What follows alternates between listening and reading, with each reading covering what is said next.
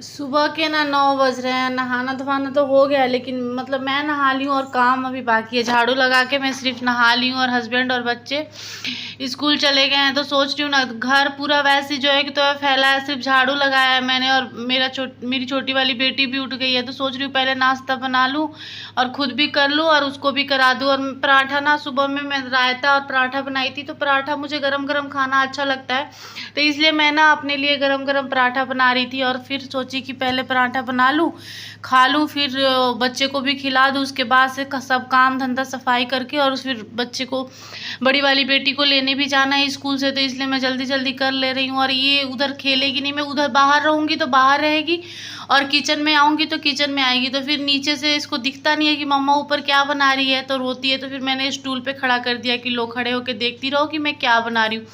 और हमारा यमी सा पराठा और रायता तैयार था, तो मैं खा ली थी। और खाने के बाद से ना बेटी को सुला वला के मालिश करके सुला दी थी। और फिर मैं आ गई थी किचन में कि दो साथ के साथ सफाई भी करूँ और साथ के साथ दोपहर की तैयारी भी कर लूँ खाने की। तो इसलिए मैं चना भिगोई थी, रात में ही चना भिगो दी थी। तो चने को ना क्या करी कि मैं रख दी, कुकर में चढ़ा दी कि ये बॉयल भी होता रहेगा और मेरा काम भी होता रहेगा। और मतलब परिवार के साथ रहने में ना अच्छा लगता है। जब भी मेरे सास ससुर यहाँ रहते थे ना, तो मुझे बहुत हेल्प मिल जाता था, क्योंकि मुझे बच्चे को लेने नहीं जाना पड़ता था।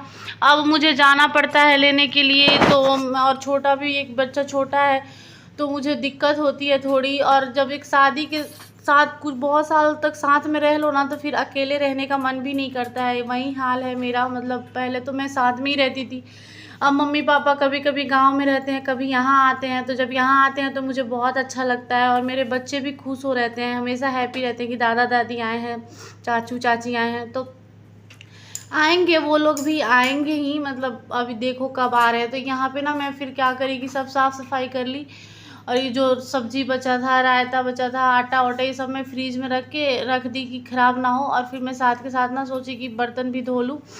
और बर्तन धोने के साथ में सारे स्लैब साफ़ कर देती हूँ। बर्तन धोया रहो, स्लैब साफ़ रहे ना, तो काम करने में भी अच्छा लगता है, दोपहर का भी खाना बनाने में आसानी रहता है।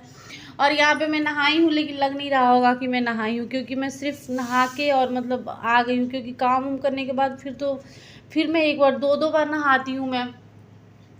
और बच्चे छोटे रहते हैं ना, तो चाहे आप कितनी भी सफाई कर लो, कितनी भी घर चमका लो, कितने भी खुद को चमका लो ना, आप थोड़ा दिक्कत तो हो ही जाता है कि मतलब घर भी छैला फैला ही रहता है। तो इसलिए मैं यहाँ पे जो कपड़े से पोंछी हूँ ना, इसको भी मैं धो के डाल देती हूँ सूखने के लिए।